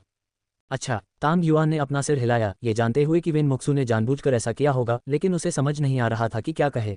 वह बस यूं ही दिखावा कर सकता था जैसे कुछ हुआ ही न हो, अपनी नज़र वापस कोर्ट की ओर घुमाए और शांत रहकर खेल देखता रहे। अल्पविराम। कोर्ट पर गुवान युनताओ ने लाल आंखों से सामने बैठे खिलाड़ियों को देखा। उसका गला थोड़ा सा रुंध गया और वह बेवजह घबरा गया। मेरे पूर्वज, इन जानवरों को अब और मत उकसाओ। यदि आप उन्हें उकसाते रहेंगे तो यह एक हिंसक बास्केटबॉल खेल में बदल जाएगा। गुवान युनताओ मन ही मन प्रार्थना कर रहा था। साथ ही उसकी नज़रें हमेशा आंगन के किनारे खड़े तांग युआन और वेन मिक्सू पर टिकी थीं। ये देखकर कि दोनों ने साथ में पानी की एक बोतल पी ली है और अब उनके व्यवहार में कोई अस्पष्टता नहीं है, उसे थोड़ी राहत मिली। हालांकि जैसे ही उसने राहत की सांस ली, उसने देखा कि वेन मिक्सू ने कोर्ट के किनारे पर अचानक अपने बैग से एक टिश्यू निकाला, फिर अपना हाथ उठाया और अपनी आंखों में एक सौम्य नज़र के साथ तांग युआन का पसीना पोंछा। सब खत्म हो गया, मुझे बारबेक्यू चाहिए। गुवान युनताओ को अचानक दूसरी तरफ से जानलेवा हमले का एहसास हुआ और उसे रोने का मन हुआ, पर आंसू नहीं निकले। तभी उसने दूसरी तरफ खिलाड़ियों को देखा जो मानो टैंकों में बदल गए हों और उनकी तरफ दौड़ पड़े हों। भाइयों, संयम रखो, यह एक मनोरंजन ब्यूरो है, आवेगपूर्ण मत बनो। यामिटी, पुनश्च 100 मासिक टिकट 1 और अध्याय जोड़ेंगे और लीडर 5 और अध्याय जोड़ देगा। आपको चाहे जितने भी अतिरिक्त अध्याय मिलें, हम खेल के रिलीज होने वाले दिन ज़्यादा से ज़्यादा अध्याय जोड़ देंगे। मैं अपनी बात से कभी पीछे नहीं हटूंगा। बीप बीप, एक स्पष्ट और लंबी सीटी की आवाज़ के साथ पूरे खेल का स्कोर 102-69 तय हो गया। अंत में शारीरिक शिक्षा विभाग वित्त विद्यालय से 30 अंक से ज़्यादा आगे रहा, जो वाकई भयावह था। हालांकि गाओजिन कॉलेज को बुरी हार का सामना करना पड़ा, फिर भी सभी का मन बहुत शांत था। उनके चेहरों पर हार की कोई निराशा नहीं थी। वे खुशी खुशी मैदान से बाहर चले गए और अपने सहपाठियों से बातें करने लगे। दूसरी ओर शारीरिक शिक्षा विभाग, जिसने स्पष्ट रूप से खेल जीत लिया था, सभी नाखुश दिख रहे थे। तांग युआन, जो सामने वाली सुंदरी के बगल में बैठी थी, को देखकर उनके पिछले दांत लगभग टूट गए थे। तांग युआन पहले से ही इतनी दुश्मनी भरी निगाहों का सामना करने का आदी था। अब वह गुवान युनताओ और बाकी लोगों के बगल में खड़ा था, उनके साथ हंसी मजाक कर रहा था, पूरी तरह से घुल मिल गया था। कोई बात नहीं, कोई बात नहीं। नियमित सीजन में कुल 8 खेल होते हैं। पहले मैच को अनुभव हासिल करने के एक मौके के रूप में देखते हैं। अगर हम बाकी 7 मैचों में अच्छा खेलते हैं तो हमारे पास नॉकआउट चरण में आगे बढ़ने का मौका है। तांग युआन ने खिलाड़ियों को पानी देने की पहल की और मुस्कुराते हुए उन्हें सांत्वना दी। पूर्वी हवा चल रही है, युद्ध के नगाड़े बज रहे हैं। गाओजिन कॉलेज किससे डरता है? हमारी अकादमी में कुल मिलाकर 200 से भी कम लोग हैं, इसलिए हारना स्वाभाविक है। लेकिन अगर हम गलती से आगे बढ़ भी गए तो बहुत अच्छा होगा। गुवान युनताओ ने मिनरल वाटर की आधी बोतल पी ली और शेष आधा सीधे अपने सिर पर डाल लिया और बहुत आशावादी दृष्टिकोण के साथ कहा, इसे कर ही डालो। अगला खेल मानविकी महाविद्यालय के विरुद्ध होगा। मुझे लगता है कि उनकी ताकत भी लगभग हमारी ही तरह होनी चाहिए, इसलिए हमारे जीतने की संभावना है। जितनी जल्दी हो सके खुफिया जानकारी प्राप्त करें ताकि पता चल सके कि वे किस तरह के लोग हैं। भाई युआन, हम सब नौसिखिए हैं, ऐसे कि आधे मैच से आगे नहीं बढ़ पाते। अगले मैच के लिए हमें आप पर निर्भर रहना होगा। अल्पविराम। हर कोई एक साथ बात कर रहा था। दृश्य अस्तव्यस्त लेकिन जीवंत था। इस दौरान वेनमुक्सु हमेशा तांग युआन के बगल में चुपचाप खड़ी रहती थी। वह एक छोटी पत्नी की तरह शालीन और सुंदर दिखती थी। इससे शो देख रहे कई लोगों ने चुपचाप अपने अनुमान की पुष्टि कर दी कि दोनों के बीच का रिश्ता असामान्य था। खेल के बाद खिलाड़ी और दर्शक एक एक करके स्टेडियम से बाहर चले गए। तांग युआन ने मूल रूप से गुवान युनताओ और अन्य लोगों के साथ छात्रावास में वापस जाने की योजना बनाई थी, लेकिन जब उसने वेनमिक्स्यू को अपने पीछे आते देखा तो वह पूछे बिना नहीं रह सका, क्या हुआ? क्या कुछ और है? तांग युआन, क्या तुम भूल गए हो कि मुझ पर अभी भी तुम्हारा एक खाना बकाया है? वेनमुक्स्यू अपनी खूबसूरत आंखों में मुस्कुराए, क्या आज दोपहर तुम्हारे पास समय है? क्या तुम मुझे इस खाने का बदला चुकाने का मौका दे सकते हो जो मैं तुम्हारा बकाया हूँ? वेनमुक्स्यू की जलती हुई निगाहों का सामना करते हुए तांग युआन ने अपने होठों के कोनों को थोड़ा ऊपर उठाया और उसी समय जवाब दिया, आज शायद ये काम नहीं होगा। मुझे आज दोपहर को कुछ और ज़रूरी काम करना है। चलो इसे किसी और दिन करते हैं। ओह अच्छा ऐसा है। निमंत्रण अस्वीकार होने के बाद वेनमिक्स्यू का चेहरा थोड़ा उदास लग रहा था, लेकिन तांग युआन ने कहा था कि उसे दोपहर में कुछ काम है, इसलिए वह स्वाभाविक रूप से इससे अधिक कुछ नहीं कह सकी। क्या संयोग है, ऐसे में चलो किसी और दिन अपॉइंटमेंट लेते हैं। ठीक है, चलो किसी और दिन मुलाकात का समय तय करते हैं। दोनों ने अलग अलग जाने से पहले कुछ मिनट तक बातचीत की। अल्पविराम। चूंकि सुबह उसने काफ़ी शारीरिक मेहनत की थी, इसलिए दोपहर को नहाने के बाद तांग युआन सीधे बिस्तर पर चला गया। जब वह उठा तो दोपहर के लगभग 2 बज रहे थे। तांग युआन ने आराम से अपने शरीर को खींचा और जल्दी ही होश में आ गया। युवा होने का लाभ यह है कि चाहे आप शारीरिक रूप से कितने भी थके हुए क्यों न हो, जब तक आप रात को अच्छी नींद लेते हैं आप जल्दी से अपनी ताकत वापस पा सकते हैं। आप जल्दी से शिखर पर लौट सकते हैं। समय देखने के बाद तांग युआन ने बेडसाइड टेबल के बगल में रखा फ़ोन उठाया और जियो यायुए को फ़ोन किया। मैं आधे घंटे में घर देखने जाऊंगा, तांग युआन ने संक्षेप में कहा। ठीक है, मैं तुरंत आपके लिए विक्रेता से संपर्क करूंगा। जियो यायुए ने तुरंत जवाब दिया। ठीक है, फिर मिलते हैं। बाद में मिलते हैं। इतना कहकर दोनों ने फ़ोन रख दिया। तांग युआन ने सुबह वेनमुक्सू से झूठ नहीं बोला था, उसे दोपहर में सचमुच कुछ काम था। एक हफ्ते पहले तांग युआन ने जियाओ यायुए से चाइना ओवरसीज़ के सिंगल फैमिली विला की बिक्री की जानकारी इकट्ठा करने को कहा। दूसरे पक्ष ने तांग युआन के लिए बिक्री की जानकारी की एक बहुत ही विस्तृत सूची तैयार करने में सिर्फ 4 दिन लगाए, जिसमें घर के क्षेत्रफल से लेकर सजावट की शैली, भौगोलिक स्थिति से लेकर आसपास के संसाधनों का आवंटन, घर की कीमत से लेकर भविष्य में बढ़ने वाली जगह तक सब कुछ शामिल था, और साथ ही ढेर सारी असली तस्वीरें और वीडियो भी डाले। तांग युआन जियाओ यायुए द्वारा दिए गए पहले उत्तर से काफ़ी संतुष्ट था, इसलिए पिछले कुछ दिनों से तांग युआन घर की बिक्री की जानकारी की इस सूची को पढ़ रहा है। कई पहलुओं पर विचार करने के बाद उसके मन में पहले से ही एक स्पष्ट लक्ष्य है। आज वह मौके पर जाकर निरीक्षण करने वाला था। अगर वास्तविक स्थिति जियाओ यायुए द्वारा दी गई जानकारी के अनुरूप होती तो वह सीधे अनुबंध पर हस्ताक्षर करके इस अलग विला को खरीदने की योजना बनाता। तांग युआन ने जियो यायुए से मिलने का समय तय करने के बाद जल्दी से कपड़े पहने। बाहर आसमान में सूरज अभी भी ऊंचा था। ये देखकर उसने मेज पर रखा पंखा उठाया और तेजी से छात्रावास से बाहर निकलकर कॉलेज की पार्किंग की ओर चल पड़ा। अल्पविराम। जैसे ही तांग युआन घर देखने के लिए गाड़ी से निकलने वाला था, सु शियाओ उससे कुछ ही किलोमीटर दूर लाइब्रेरी में कैंपस फोरम पर तस्वीरें और टिप्पणियां देख रही थी। उसका गुस्सा बढ़ता ही जा रहा था और गुस्से में उसने लगभग अपना गिलास ही उठा लिया। इस समय सु शियाओ को कैसा लग रहा है? मानो वह किंग्स ऑफ ऑनर खेल रही हो। शुरुआती दौर में वह हमेशा नीचे की लेन में चुपचाप आगे बढ़ रही थी और धीरे धीरे टावर को आगे बढ़ा रही थी। नतीजतन वह ध्यान नहीं दे पा रही थी और वेनमुक्स्यू को लगातार 2 टावर चुराने दे रही थी। अब वह ऐसी स्थिति में थी जहां दुश्मन गेट पर था। कितना बेशर्म। तांग युआन के साथ आपका क्या रिश्ता है? मैं भी दूसरों की तरह एक बोतल पानी पीता हूँ। मैंने अभी तक शराब नहीं पी है। सु शियाओ अंत तक खुद से बुदबुदाती रही और उसे बेवजह दुख हुआ। आखिरकार एक लड़की के मन में एक ही बोतल से पानी पीना एक अप्रत्यक्ष चुंबन से अलग नहीं होता। हालांकि सु शियाओ पहली बार तांग युआन के संपर्क में केवल उसकी रहस्यमयी पृष्ठभूमि और अद्भुत धन संपत्ति के कारण ही आई थी, और वह तांग युआन के माध्यम से जीवन में एक छोटा रास्ता अपनाना चाहती थी और वेनमुक्सू से प्रतिस्पर्धा भी करना चाहती थी। लेकिन संपर्क के इस दौर के बाद सु शियाओ ने पाया कि तांग युआन न केवल विनोदी था, बल्कि उसके साथियों से कहीं अधिक ज्ञान और परिपक्वता भी रखता था। तांग युआन का अनुसरण करते हुए सु शियाओ ने वास्तव में बहुत कुछ सीखा। तांग युआन के व्यक्तिगत आकर्षण के अलावा, जिसने सु शियाओ को कुछ हद तक मोहित कर दिया था, सु शियाओ को यह नहीं पता था कि वह व्यक्तिपरक कारकों से प्रभावित थी या नहीं। जितना ज्यादा वह तांग युआन को देखती उतना ही उसे तांग युआन ज्यादा सुंदर लगता, खासकर उसकी गहरी और गहरी आंखें जिनमें मानो प्रकाश समाया हुआ हो। हर बार जब वह तांग युआन को देखती तो उसे लगता कि उसका दिल तेजी से धड़क रहा है और उसका हिरन फड़फड़ा रहा है। नतीजतन हाल ही में सोते समय उसे कभी कभी तांग युआन के बारे में सपने आते और यहाँ तक कि कुछ ऐसे सपनों में भी जिनके बारे में बात करना मुश्किल था, नायक तांग युआन ही होता था। अब सु शियाओ को वास्तव में तांग युआन से प्यार हो गया था, इसलिए जब उसने ये खबर देखी तो वह बहुत क्रोधित और नाराज हुई। हालांकि सु शियाओ को यह स्वीकार करना पड़ा कि वेन मुक्सुए आज अच्छी तरह से तैयार होकर आई थी और उसका मेकअप और पोशाक वास्तव में पुरुषों और महिलाओं दोनों के लिए आकर्षक थी। जब सु शियाओ को खतरा महसूस हुआ तो उसने अपने नरहत्या हथियार की ओर देखा जो हाल ही में थोड़ा बड़ा हो गया था और उसे कुछ आत्मविश्वास मिला। इस खबर के कारण सु शियाओ का दिमाग गड़बड़ा गया और वह पढ़ने पर बिल्कुल भी ध्यान केंद्रित नहीं कर पा रही थी, इसलिए उसने अपना मोबाइल फ़ोन निकाला, तांग युआन का वीचैट खोला और उसे फ़ोन किया। नमस्ते वरिष्ठ, क्या आप आज दोपहर को मुक्त हैं? मैं अभी जियाओहोंगशु देख रहा था और मुझे एक इज़ाकाया मिला जो बहुत अच्छा लग रहा था। क्या हम बाद में वहाँ डिनर के लिए चलें? सु शियाओ की आवाज़ मूल रूप से बहुत मधुर थी और अब उसने जानबूझकर इसे थोड़ा निचोड़ा और ध्वनि वास्तव में मजबूत और शांत थी और इस तरह का लाभ हमेशा तांग युआन का विशेषाधिकार रहा है। China overseas land and investment university के पूरे जुहुई परिसर में school of finance, China Europe international business school और स्कूल ऑफ इंटरनेशनल एजुकेशन को छोड़कर जिनके पास स्वतंत्र छात्रावास हैं, अन्य सभी कॉलेजों के छात्रावास एक ही स्थान पर हैं और पुरुषों और महिलाओं के लिए 2 क्षेत्रों में विभाजित हैं। इस समय तांग युआन अपनी काली फरारी लाफेरारी एपर्ता को लड़कियों के छात्रावास क्षेत्र में ले गया और अंततः सु शियाओ के छात्रावास के नीचे रुक गया। 10 मिनट पहले तांग युआन, जो अभी छात्रावास भवन से बाहर निकला था, को सु शियाओ का फोन आया। सु शियाओ के निमंत्रण का सामना करते हुए तांग युआन ने शुरू में मना करना चाहा, लेकिन आखिरी क्षण में उसने अपना विचार बदल दिया और सु शियाओ के निमंत्रण पर सहमति व्यक्त की। कारण बहुत सरल है, तांग युआन वेन मैक्सू को फिर से मजबूर करना चाहता है।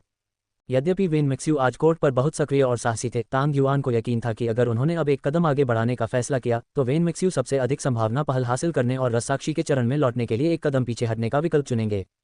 बचपन से ही खूबसूरत और हमेशा दूसरों की तारीफों में जीने वाली वेन मुक्सू की हड्डियों में गर्व शब्द बसा हुआ है।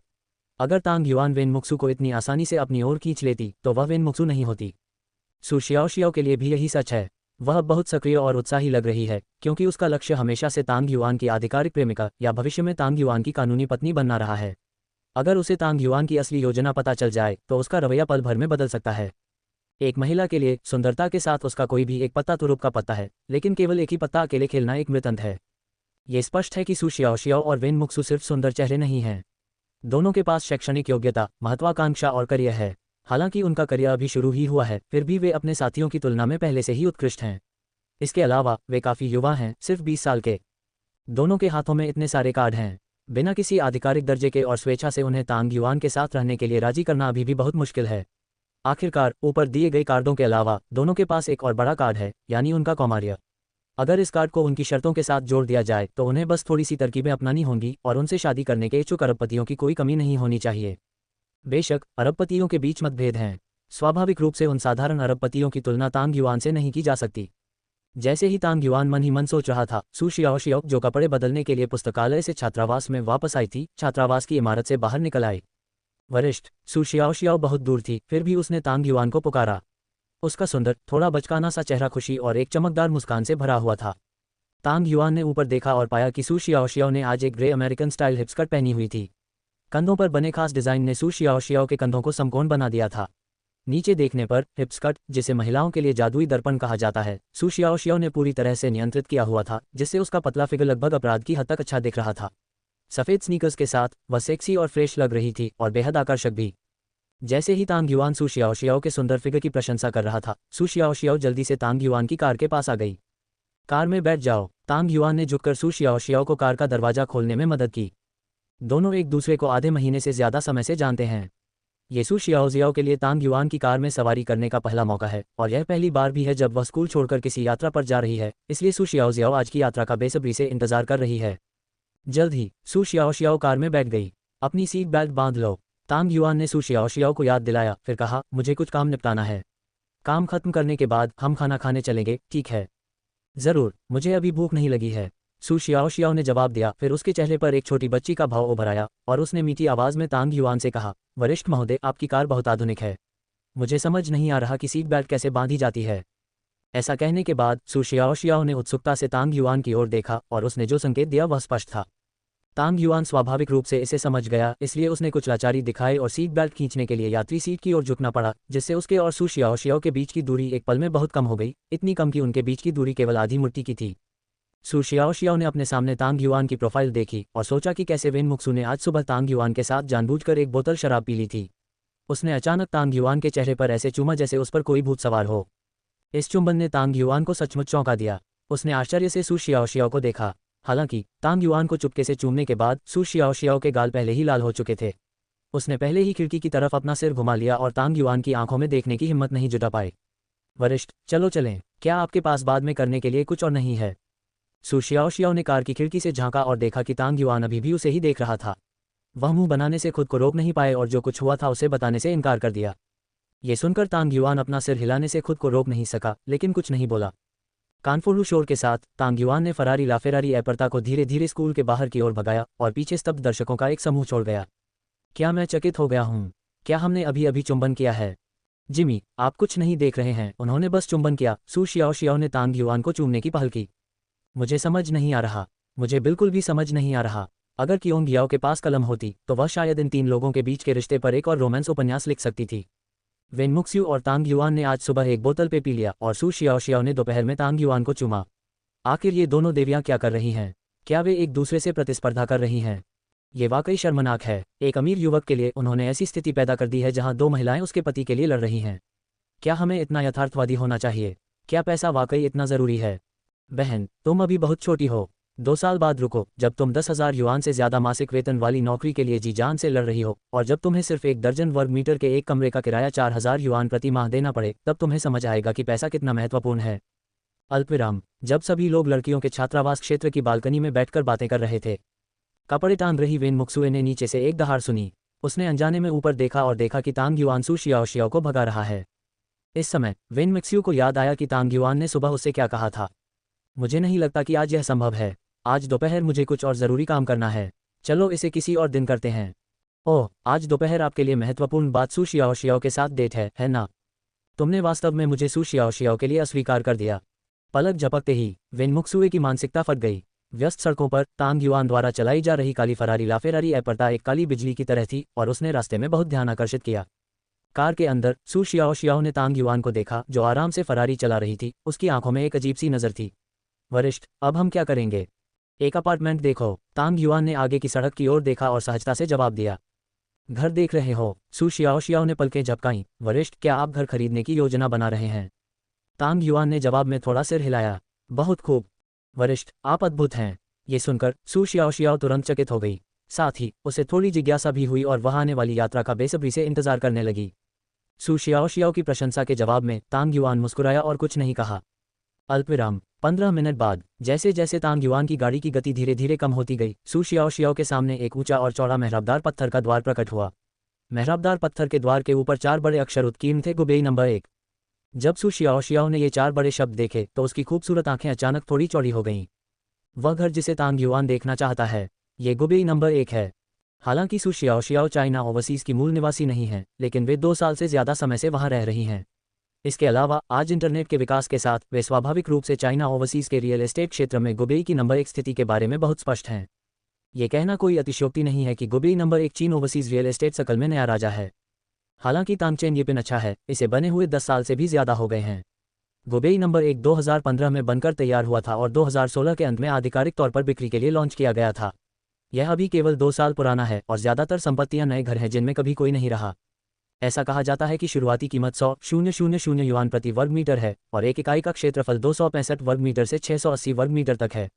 पिछले 2 वर्षों में चाइना ओवरसीज की उच्च स्तरीय आवासीय संपत्तियों की कीमतों में लगातार वृद्धि हुई है और गुबेई नंबर 1 की कीमत भी बढ़ रही है। वर्तमान में सबसे छोटी इकाई का भी बाजार मूल्य 40 मिलियन युआन से अधिक है। सू शियाओशियाओ ने अपने सामने मेहराबदार पत्थर के दरवाजे और सजे धजे सीधे हाथ वाले दरबान को देखा। अचानक उसके मन में उच्च वर्गीय जीवन की एक जीवंत तस्वीर उभर आई, जिसकी उसने हमेशा कल्पना की थी। तांग युआन को जरा भी अंदाजा नहीं था कि सू शियाओशियाओ क्या सोच रहा है। उसने अपनी काली फरारी लाफेरारी एपर्ता चलाई और धीरे से गुबेई नंबर 1 के गेट के सामने रुकी। सच कहूं तो वह गुबेई नंबर 1 के गेट के सामने एक बर्फ चांदी वाली बेंटले बेंटाएगा के पास रुकी। जल्द ही बर्फ चांदी की बेंटले बेंटाएगा का ड्राइवर वाला दरवाज़ा खुला और जियाओ यायुए बाहर निकली।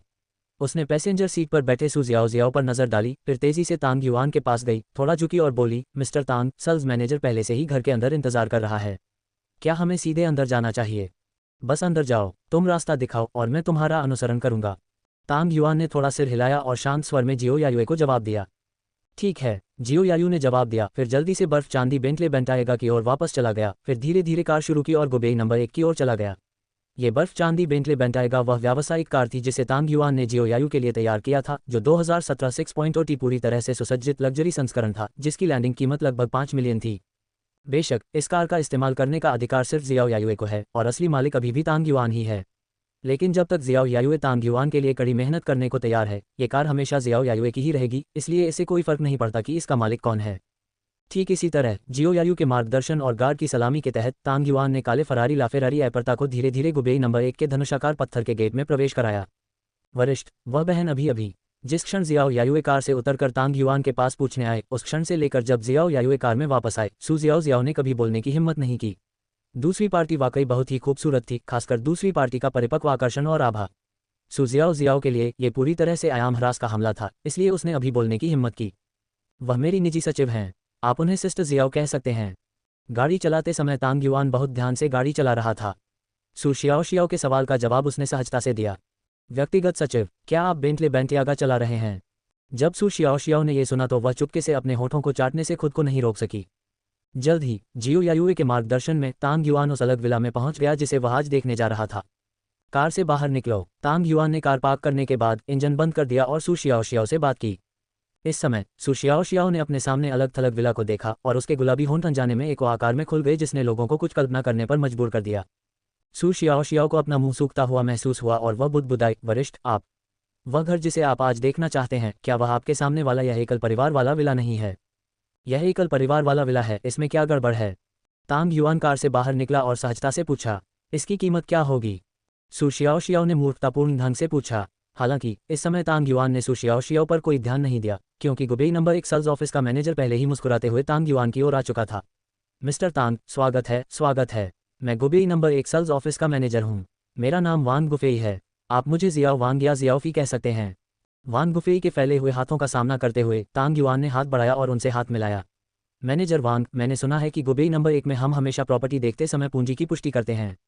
क्या आप प्रॉपर्टी देखने से पहले पूंजी की पुष्टि करना चाहेंगे? मिस्टर तांग, आप मजाक कर रहे हैं। वान गोफेई की मुस्कान किसी खिलते हुए गुलदाउदी जैसी थी। आपकी सिर्फ इन 2 कारों की कीमत ही लगभग 5 करोड़ युआन है। आपकी ताकत पर कोई सवाल नहीं है। आपकी पूंजी की पुष्टि करने की कोई ज़रूरत नहीं है। चलो अंदर जाकर घर देखते हैं। ये सुनकर तांग युआन ने अपनी बाहें थोड़ी ऊपर उठाईं और सोचा कि वान गुफेई एक दिलचस्प इंसान है। कम से कम मामलों को संभालने में उसकी लचीलापन और दूरदर्शिता ऐसी थी जो ज़्यादातर लोगों में नहीं होती। एक संक्षिप्त अभिवादन के बाद वान गुफेई तांग युआन और बाकी दोनों को उनके सामने स्थित एकल परिवार विला की ओर ले गए। चलते चलते उन्होंने विला का परिचय दिया। श्रीमान तांग, हम जिस एकल परिवार विला को देख रहे हैं वह विला 29 है, जो गुबेई नंबर 1 के केवल 15 एकल परिवार विला में से एक है। ये सभी 15 एकल परिवार विला में सबसे ऊंचा है।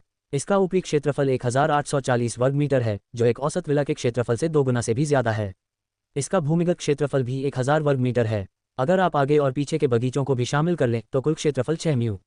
दरअसल वान गोफेई जो डेटा पेश कर रहे थे वह पहले से ही जियाओ यायुए द्वारा दी गई घर बिक्री सूचना सूची में विस्तार से दर्ज था। हालांकि चूंकि वान गोफेई उसे पेश करने को तैयार थे, इसलिए तांग युआन ने उन्हें नहीं रोका। आखिरकार बिक्री कार्यालय प्रबंधक होने के नाते उनके पास जो डेटा था वह जियाओ यायुए द्वारा खोजे गए डेटा से ज्यादा विस्तृत और व्यापक होना चाहिए, और सुनने में कोई बुराई नहीं थी। ठीक इसी तरह वान गुफेई के मार्गदर्शन में तांग युआन और अन्य लोगों ने अपना गहन गृह दर्शन अनुभव शुरू किया। गुबेई नंबर 1 जोंगहाई शहर के एमएच जिले और सीएन जिले के जंक्शन पर गुबेई खंड में स्थित है। इसका कुल क्षेत्रफल 82,000 वर्ग मीटर है और इसका कुल निर्माण क्षेत्र 143,000 वर्ग मीटर है। इसमें 8-17 मंजिला इमारतें हैं, जिनमें 315 इकाइयां, 15 एकल परिवार विला और एक क्लब हाउस हैं। ये होनकियाओ व्यावसायिक जिले के निकट और 160,000 वर्ग मीटर के गोल्फ कोर्स से सटा हुआ है। इसमें सुविधाजनक परिवहन, समृद्ध अर्थव्यवस्था, परिपक्व सहायक सुविधाएं और अपार संभावनाएं हैं। सामुदायिक उद्यान का डिजाइन सिंगापुर की शीर्ष टीम बेल कॉलिंस द्वारा किया गया था, जिसमें 5 परतों में खड़ी हरित पट्टियां और सभी मौसमों के फूलों की उत्कृष्ट सजावट है। भवन घनत्व 17% है, व्यापक आयतन अनुपात 1.75 है, हरितीकरण दर 35% तक है और कुल हरित क्षेत्र 28,707 वर्ग मीटर है। इसी समय निजी क्लब, जो केवल मालिकों को सेवाएं प्रदान करता है, 18,000 वर्ग मीटर के क्षेत्र को कवर करता है और मालिकों के दैनिक जीवन और अवकाश की जरूरतों को पूरा करने के लिए एक सिनेमा, गोल्फ रूम, बच्चों के खेल का मैदान, शराब और सिगार बार, कैफे, एसपीए, उच्च अंत निजी चिकित्सा क्लिनिक आदि से सुसज्जित है। तांग युआन ने वान गुफेई के नक्शे कदम पर चलते हुए विला नंबर 29 के बगीचे का दौरा किया और उनके परिचय को सुनते हुए गुबेई नंबर 1 के समग्र से लेकर व्यक्तिगत भागों तक की जानकारी ली, जिससे तांग युआन को गुबेई नंबर 1 की व्यापक समझ मिली। जल्द ही वान गुफेई के मार्गदर्शन में तांग युआन ने विला नंबर 29 के पूरे बगीचे का दौरा किया। वास्तविक स्थिति मूल रूप से जियो यायु द्वारा दी गई जानकारी के अनुरूप थी, जो वास्तव में बहुत अच्छी थी। यहाँ की हरी भरी वनस्पतियाँ सुव्यवस्थित हैं तथा इनमें अलग अलग परतें हैं। हरे भरे लॉन को देखना ताजगी भरा है। वान गुफेई तांग युआन और बाकी लोगों को विला के चारों ओर ले गए। जब वे विला के सामने लौटे तो वह जल्दी से विला के सामने गए, दोहरे दरवाजे खोले और मुस्कुराते हुए कहा, मिस्टर तांग, ये बगीचे का सामान्य स्वरूप है। अब कृपया आगे बढ़ें और अंदर चलकर देखें। ये सुनकर तांग युआन ने थोड़ा सिर हिलाया और कुछ नहीं कहा। वह जियाओ यायुए और सु जियाओ को लेकर सबसे पहले विला में चला गया। चाहे वह ऊंची इमारत हो या विला, गुबेई नंबर एक आधुनिक और सरल शैली का है। इसकी डिज़ाइन अवधारणा चौकोर, विशाल, साफ सुथरी और भारी शैली पर जोर देती है, फिर भी यह एक हवेली के आधुनिक स्वभाव को नहीं खोती। समग्र शैली सरल है और विवरण उत्तम है। इस तरह की स्थापत्य शैली और डिज़ाइन अवधारणा अभी भी तांग युआन जैसे युवाओं के सौंदर्य स्वाद के अनुरूप है। तांग युआन के सामने वाले विला की सजावट शैली बाहरी स्थापत्य शैली के अनुरूप प्रतीत होती है और यह एक आधुनिक और सरल शैली भी है। श्री तांग, इस विला नंबर 29 में ऊपर 4 मंजिलें और नीचे 2 मंजिलें हैं। जमीन से ऊपर पहली मंजिल स्वागत और भोजन क्षेत्र है, दूसरी मंजिल कार्यालय क्षेत्र है और तीसरी और चौथी मंजिल विश्राम क्षेत्र हैं। पहली मंजिल में कुल 4 अतिथि शयनकक्ष स्वीट हैं, प्रत्येक स्वीट का आकार लगभग 80 वर्ग मीटर है और दूसरी मंजिल संपूर्ण मास्टर शयनकक्ष है, जो विशेष रूप से मालिक के लिए है। 2 भूमिगत मंजिलें मुख्य रूप से मनोरंजन के लिए हैं, जिनमें एक निजी swimming pool, hot spring spa, निजी cinema, gym, wine cellar, wine चखने का क्षेत्र, बैंक्वेट हॉल और अन्य कार्यात्मक क्षेत्र हैं। रोशनदान और धंसा हुआ आंगन एक विशाल और उज्ज्वल भूमिगत स्थान बनाते हैं। जैसे ही तांग युआन और अन्य लोग विला में चले गए, वान गुफेई ने एक बार फिर अपना बातूनी मोड चालू कर दिया और विला के समग्र लेआउट से लेकर प्रत्येक मंजिल के कार्यात्मक वितरण तक सब कुछ का विस्तार से वर्णन किया। इस प्रक्रिया के दौरान तांग युआन हमेशा आगे आगे चलता रहता था, न तेज न धीमी, मानो बगीचे में टहल रहा हो।